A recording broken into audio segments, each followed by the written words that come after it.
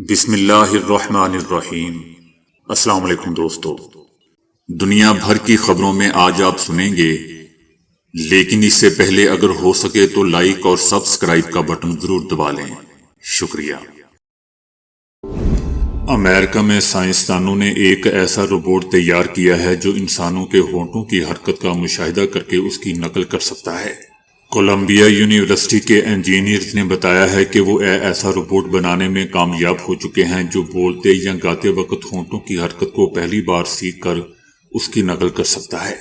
Robot نے YouTube videos دیکھ کر یہ صلاحیت سیکھی اور آئینے میں اپنے عکس کو دیکھ کر اس پر عمل کی پریکٹس بھی کی۔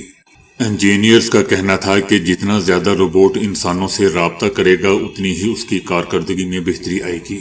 اس سے پہلے دوستو، روبوٹس کے لیے انسانوں کی طرح ہونٹ ہلانا کافی مشکل تھا، تاہم یہ کامیابی روبوٹس کے مستقبل کو بدلنے کی صلاحیت رکھتی ہے۔ گل پلازہ میں سرچ آپریشن کے دوران مزید 30 باڈیز ملی ہیں، جس کے بعد دوستو مرنے والوں کی تعداد 61 تک جا پہنچی ہے۔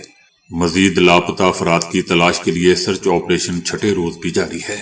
حکومت سندھ کا کہنا ہے کہ لاپتہ افراد کی تعداد 88 ہو چکی ہے۔ تمام 30 باڈیز ایک کراکری کی دکان سے ملی ہے۔ ملبہ ہٹانے کا کام روک دیا گیا ہے، پہلے باڈیز نکالی جا رہی ہیں۔ گل پلازہ میں دوستو آگ لگنے کے بعد لوگوں نے خود کو بچانے کے لیے ایک دکان میں بند کر لیا تھا۔ ان افراد کی آخری موبائل لوکیشن بھی اسی جگہ کی آئی تھی۔ پولیس سرجن نے بتایا ہے کہ مجموعی طور پر 28 باڈیز موصول ہوئی ہیں۔ ابتدائی طور پر 6 باڈی مکمل اور قابل شناخت تھی۔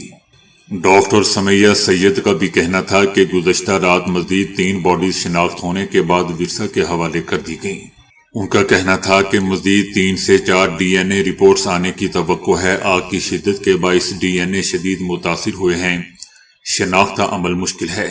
یاد رہے دوستو کہ ریسکیو اہلکار 40 گھنٹوں بعد گل پلازہ کی عمارت میں داخل ہوئے اور لاپتہ افراد کی تلاش میں آپریشن شروع کیا، تاہم کام کے دوران بھی عمارت کے مختلف حصوں سے آگ بھڑک اٹھی تھی، جس سے ریسکیو کا کام بھی متاثر ہوا۔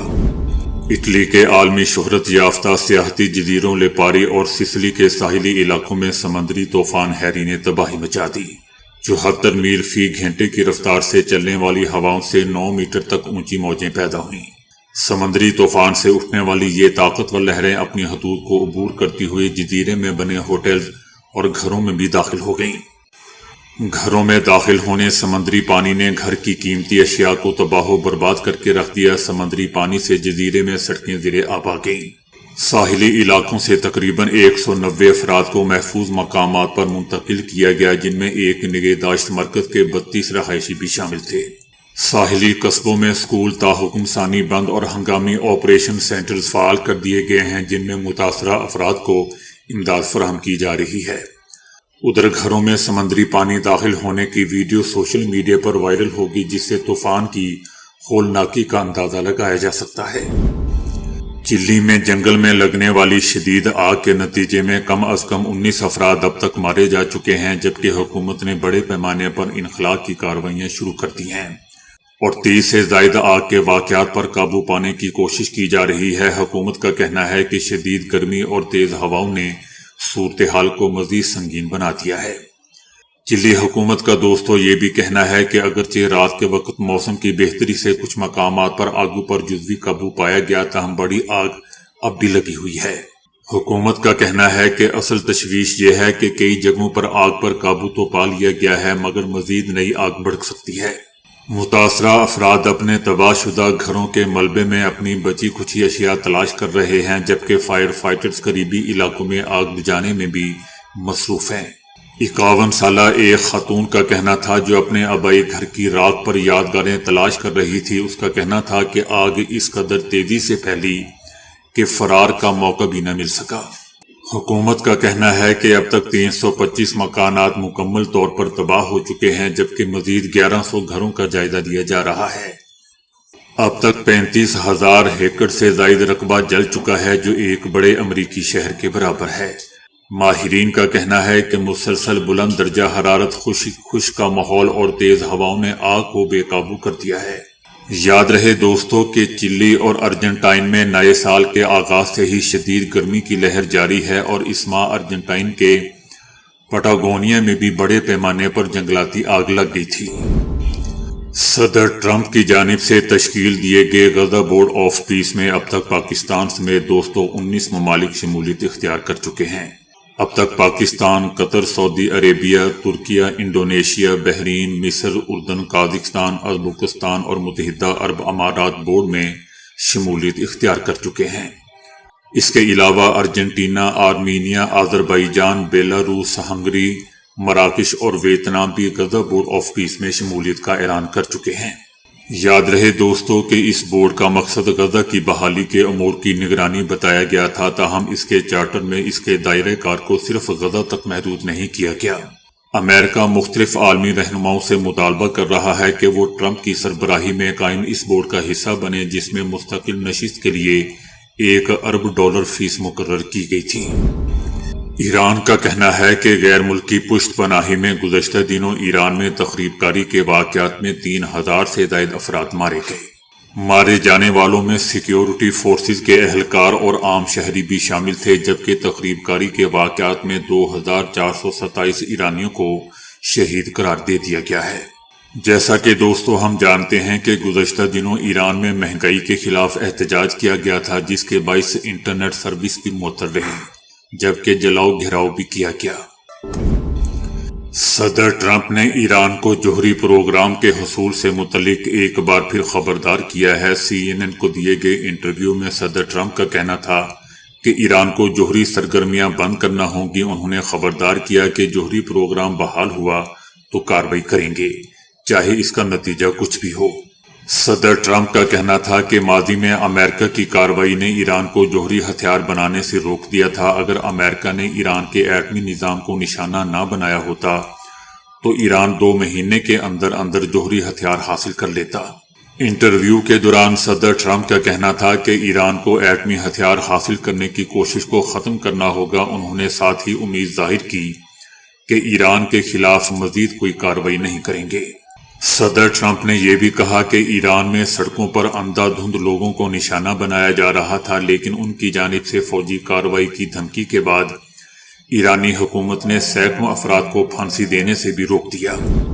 یورپی یونین نے امریکہ کے ساتھ تجارتی معاہدہ معطل کرنے کی منظوری دے دی ہے۔ یہ فیصلہ امریکی صدر ٹرمپ کی جانب سے گرین لینڈ پر قبضے کی بار بار خواہش ظاہر کرنے اور یورپ پر ٹیرف بڑھانے کی دھمکیوں کے بعد دوستوں کیا گیا ہے۔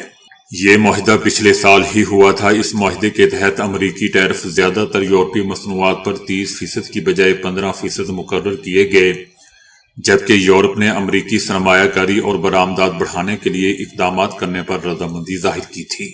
تاہم گرین لینڈ کے معاملے پر امریکی ٹیرف کی دھمکیوں کے بعد یورپی پارلیمنٹ کی بین الاقوامی تجارتی کمیٹی کے چیئرمین کا کہنا تھا کہ امریکی دھمکیوں سے یورپی یونین کی خود مختاری علاقائی سالمیت داؤ پر لگ چکی ہے۔ ہمارے پاس معاہدہ معطل کرنے کے سوا کوئی دوسرا راستہ نہیں بچا، کیونکہ اب معمول کے تعلقات ممکن نہیں رہے۔ بتایا جا رہا ہے کہ افغانستان کی طالبان حکومت میں لاکھوں افراد شدید بھوک اور جان لیوا مشکلات کا سامنا کر رہے ہیں۔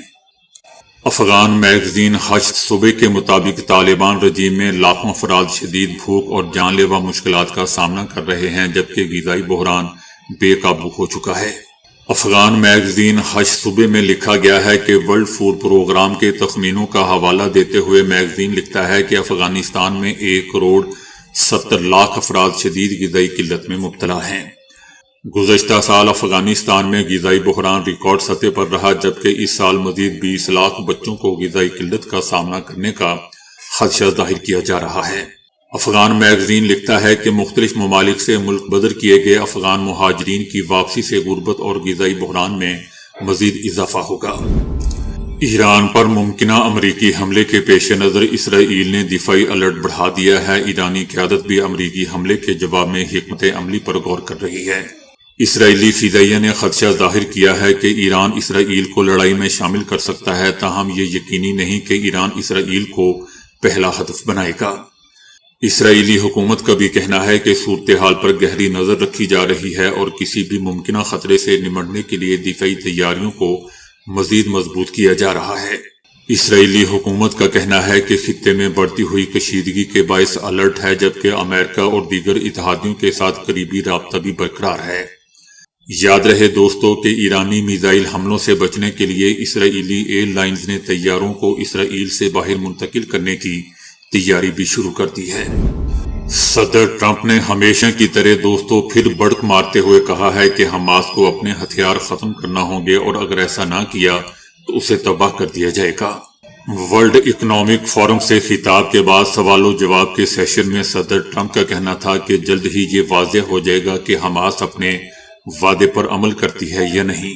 صدر ٹرمپ کا کہنا تھا کہ حماس نے اس پر اتفاق کیا تھا، انہیں یہ کرنا ہوگا، اور ہمیں معلوم ہو جائے گا کہ آئندہ 2 یا 3 دنوں میں، اور یقینی طور پر اگلے 2 سے 3 ہفتوں کے اندر کہ وہ یہ کرتے ہیں یا نہیں۔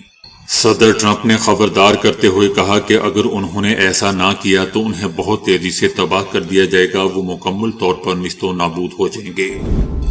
عمران خان کا ایکس اکاؤنٹ بند کرانے سے متعلق کیس کی سماعت کے دوران دوستو حکومت کی جانب سے کیے گئے اقدامات کی تفصیلات سامنے آئی ہیں۔ ہائی کورٹ میں پیش کی گئی رپورٹ کے مطابق حکومت نے مختلف ادوار میں عمران خان کا ایکس اکاؤنٹ بند کرانے کے لیے ایکس کو لکھا، تاہم یہ درخواستیں مؤثر ثابت نہ ہو سکیں۔ 21 اگست 2022 کو پہلی مرتبہ پی ٹی اے نے عمران خان کا اکاؤنٹ بند کروانے کے لیے ایکس کو خط لکھا۔ اس کے بعد 18 اپریل 2024 کو بھی توشہ خانہ، سائفر اور عدت کیس میں سزاؤں کا حوالہ دیتے ہوئے دوبارہ عمران خان کا ایکس اکاؤنٹ بند کرنے کے لیے ایکس کو درخواست ارسال کی گئی۔ 27 نومبر 2025 کو عمران خان کی 47 ٹویٹس بلاک کرنے کے لیے ایکس کو لکھا گیا، تاہم 3.5 سال کے دوران 3 مرتبہ پی ٹی آئی کی جانب سے لکھے گئے باوجود خط کے ایکس نے مجموعی طور پر درخواستیں مسترد کر دیں، جبکہ 27 نومبر 2025 کو 47 ٹویٹس بلاک کرنے کی درخواست میں سے صرف ایکس نے 1 ٹویٹ کو بلاک کیا۔ پی ٹی اے کی رپورٹ میں یہ بھی بتایا گیا ہے کہ پی ٹی اے نے سوشل میڈیا کمپنیز کو پاکستان میں اتھارٹی کے ساتھ رجسٹر کرنے کا کہا، تاہم سوشل میڈیا کمپنیز نہ تو رجسٹر ہوئیں اور نہ ہی پاکستان میں کوئی نمائندہ مقرر کیا گیا۔ دوستو سوشل میڈیا کمپنیز اپنے اپنے ممالک میں رجسٹر ہوتی ہیں اور خود کو دوسرے ممالک کے قوانین کی پابند نہیں سمجھتی۔ سوشل میڈیا کمپنیز دوسرے ممالک سے موصول ہونے والی درخواستوں کو بھی اپنے قوانین کے مطابق ہی دیکھتی ہیں۔ بنگلہ دیش میں آئندہ ماہ ہونے والے عام انتخابات کے لیے باضابطہ طور پر انتخابی مہم کا آغاز کر دیا گیا ہے۔ یہ انتخابات دوستو 2024 کی عوامی بغاوت کے بعد ہونے والے پہلے انتخابات ہیں، جس کے نتیجے میں سابق وزیر اعظم شیخ حسینہ کی طویل اور آمرانہ حکومت کا خاتمہ کیا گیا تھا۔ Bangladesh Nationalist Party B N P کے مرکزی رہنما اور وزارت عظمیٰ کے امیدوار طارق رحمان کی قیادت میں ایک بڑے انتخابی جلسے کا انعقاد کیا گیا، جس میں ہزاروں کارکنوں اور حامیوں نے شرکت کی۔ مظاہرین پارٹی جھنڈے اٹھائے طارق رحمان کے حق میں نعرے لگا رہے تھے۔ طارق رحمان دوستو گزشتہ ماہ 17 سالہ جلا وطنی کے بعد وطن واپس لوٹے ہیں۔ وہ سابق وزیر اعظم خالدہ ضیاء کے صاحبزادے ہیں، جو دسمبر میں 80 سال کی عمر میں انتقال کر گئی تھیں۔ دوسری جانب جماعت اسلامی بھی ڈھاکہ میں انتخابی مہم کا آغاز کر رہی ہے۔ جماعت کئی برسوں بعد عملی سیاست میں واپس آنے کی کوشش کر رہی ہے، کیونکہ دوستو شیخ حسینہ کے فرار کے بعد جماعت کے کئی رہنماؤں کو جیل سے رہا کر دیا گیا تھا۔ بنگلہ دیش میں 12 فروری کو عام انتخابات ہوں گے، جن میں 350 ارکان پارلیمنٹ کا انتخاب کیا جائے گا۔ یورپی یونین کے مبصرین کا کہنا ہے کہ یہ عمل 2026 کا سب سے بڑا جمہوری عمل ہوگا۔ ڈاکٹر محمد یونس نے کہا ہے کہ اگر عوام اصلاحات کے حق میں ووٹ دیتی ہے تو نئے بنگلہ دیش کی بنیاد رکھی جا سکے گی۔